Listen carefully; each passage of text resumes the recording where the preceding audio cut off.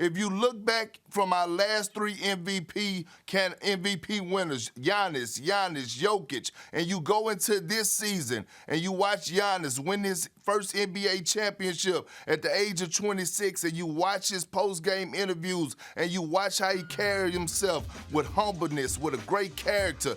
This is a guy that you want representing your franchise, a guy that's going to lay it out on the line when he's on the court, a guy that's going to represent your franchise in great fashion off the court. He has set the bar extremely high, and after looking at Giannis and watching him play, listening to his post-game interviews, watching him celebrate, if you're not a fan of Giannis Antetokounmpo as a person, then guess what? You are just a bona fide hater. So with that being said, I love the way that the NBA has gone global. I love the way that the international players and what they have brought to the table for us, not only on the court, but their character off the court.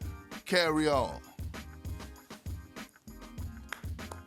I like that one, man. That's what I'm talking about. And I think you can add Joel Embiid to that as well. I think he plays a perfect hill. You talk about, being able to open it up. We're seeing it, in the Olympics and, the American team going over there and losing to Nigeria, right?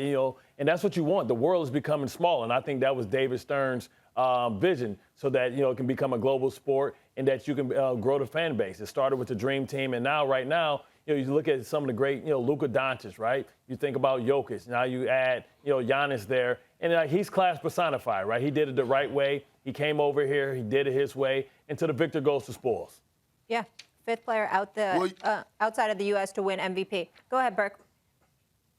Well, you know what else is that when you watch it, it also put pressure on the American athletes, the players that grew up in the United States, to hold them accountable, to make sure that they're on top of their games. Because it's only a 450, roster spots in the NBA. So, now guys has to elevate their game, and guys also have to elevate their character. If you're a franchise, you're an organization, you paying a guy to lead your franchise $35, $40 million a year, some getting 45.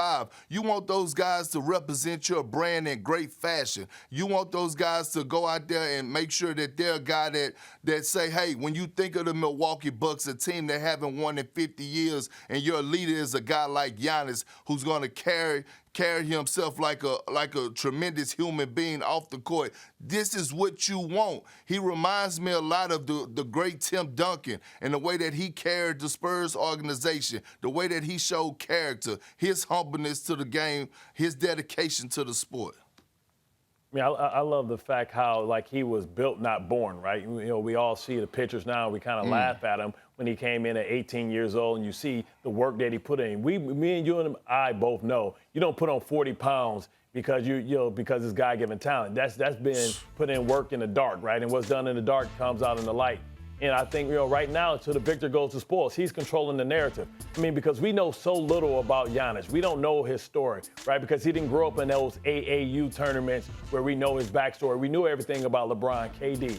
We're starting to learn, the chapters of Giannis. And, it's amazing what this kid has been through, from going to being a street vendor to bringing his brothers over to hearing the reports about, when he first came over, how he was so homesick, how he decided to come back. If we would have knew all that stuff, we would have knew there was no chance of him leaving Milwaukee, because he's an extremely loyal player.